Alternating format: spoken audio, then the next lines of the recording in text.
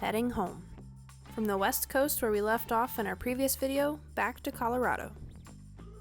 The first stop along the way is the ever breathtaking Alabama Hills.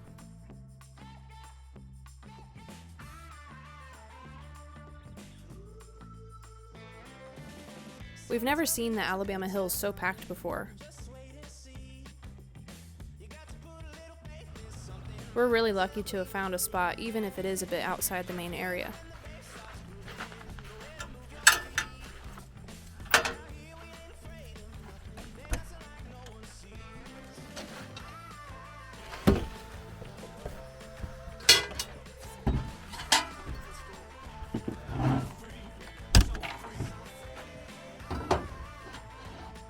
What just happened?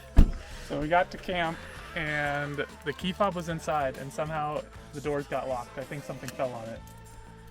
And the automatic opener wasn't working because I think it was down far enough away, which it should work no matter where it is. And we were to the point where we thought we were gonna have to call a locksmith, and Walker happened to step on the unlock button and unlock the car. Walker, you're a hero!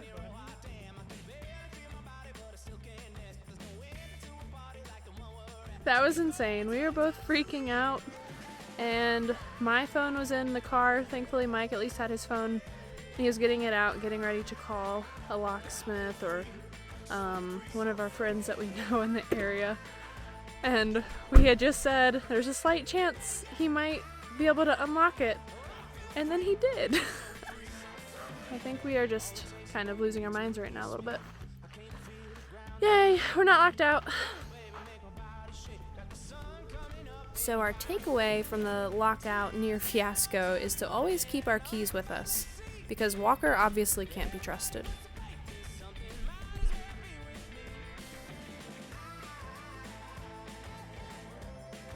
Today, we're really excited to have our friends Nick and Taylor joining us for the next couple of days.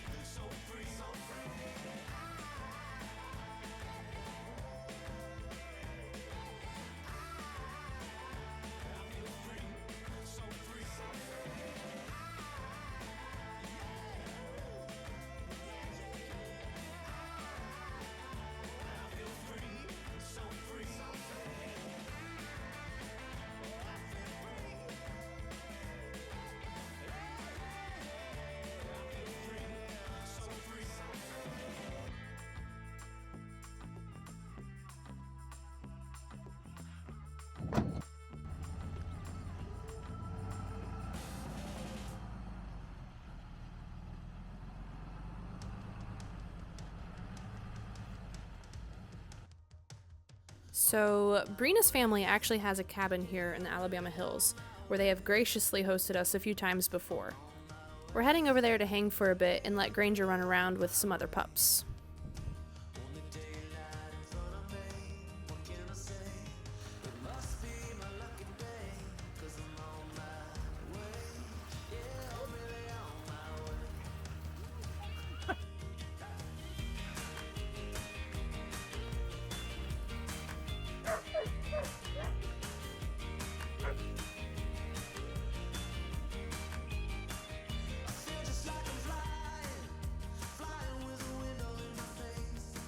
Since other folks have cleared out some, we're on the hunt for a new campsite.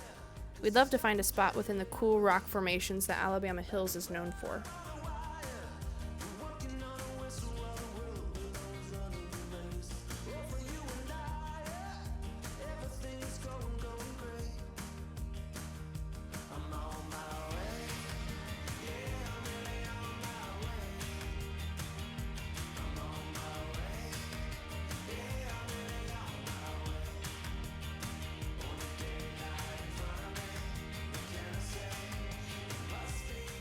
Yep, I think this one will do.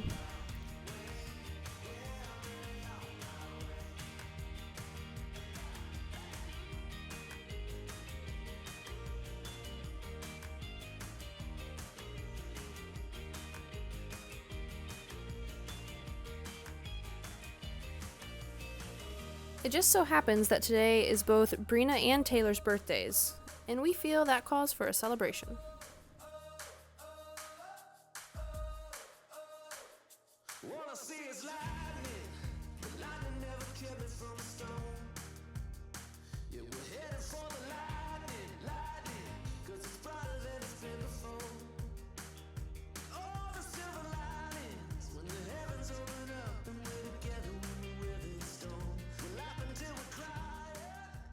We just made it into Death Valley National Park after hanging out in the Alabama Hills area at the base of Mount Whitney in the Eastern Sierras for about the past 4 days. We celebrated 2 birthdays there, and we picked up a third member of our household. So my friend Brina is going to be hanging out with us on the rest of our trip, and then she's actually caravanning with us back to Colorado to stay with us for an undetermined amount of time. It was pretty interesting being back near Mount Whitney. The last time I was there, a year and a half ago, Brina and I actually summited Mount Whitney, which was a pretty intense hike. It's the tallest peak in the contiguous US, so it doesn't include like Alaska and stuff, but it was a pretty epic trip for us. And then this trip there, I'm still dealing with long COVID, and so I took a few walks, but really not able to do the same level of stuff that I was doing a year and a half ago. But it was just interesting, the contrast.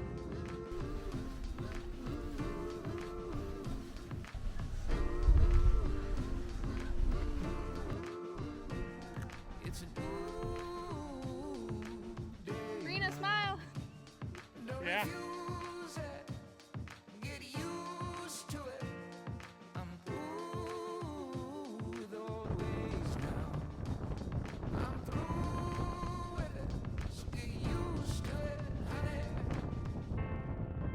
It's not up ahead, it's right in front of us. It's happening.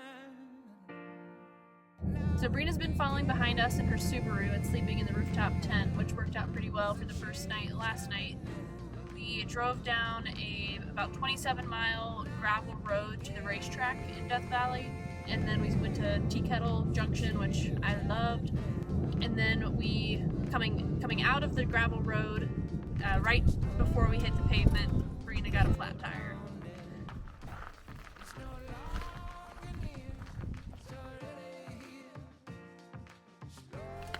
Work it, work it.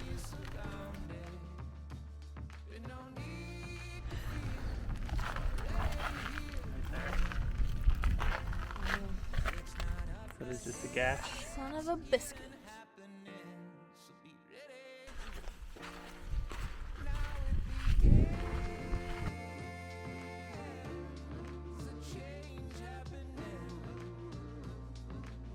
Right now we're heading out of the park to a town where hopefully we can get a replacement tire for her Subaru, and then we're going to figure out what we're doing next.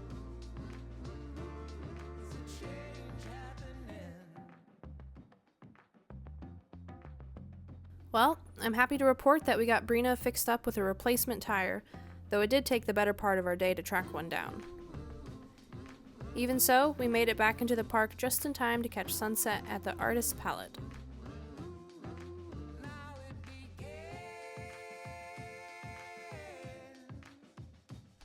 We're gonna air down our tires for Titus Canyon Road. It allows us to have a little bit more grip, but I don't know if we really need it on this pass, but it also makes the ride a little bit more comfortable. We're using our deflator, which removes the valve stem so you can deflate really fast.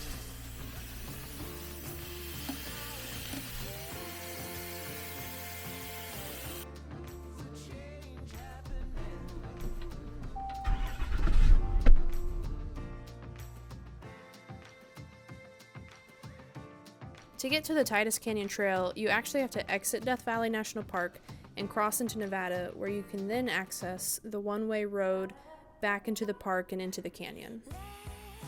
We climbed through beautiful red mountains and plunged into the depths of the canyon on this 27-mile trail.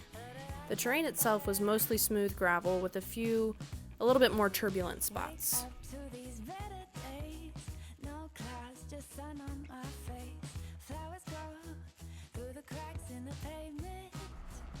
If you visit Death Valley, this is a must-do.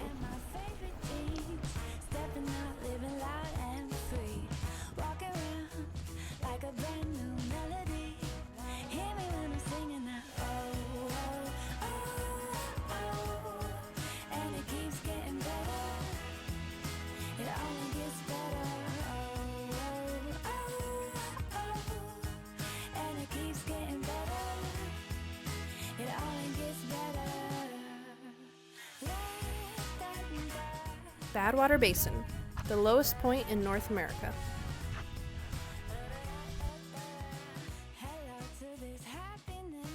Now, it's time to keep heading towards home.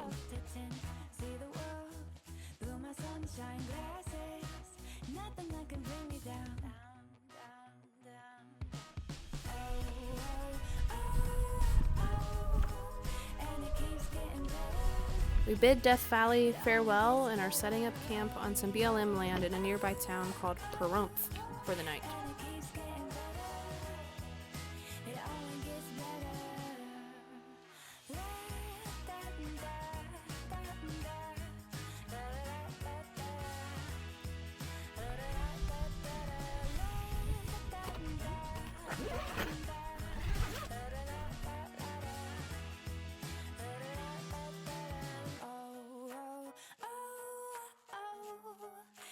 Keeps getting better. It only gets better. Valley of Fire State Park in Nevada is a must-see if you're in the area.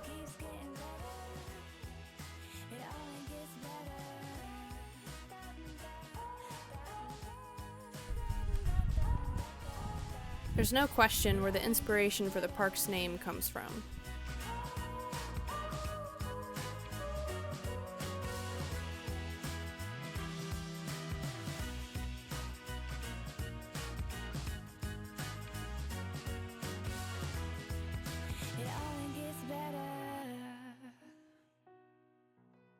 After 3 weeks on the road, sleeping in incredible places, touching our toes in the ocean, reuniting with old friends and making new ones along the way, we finally make our way home.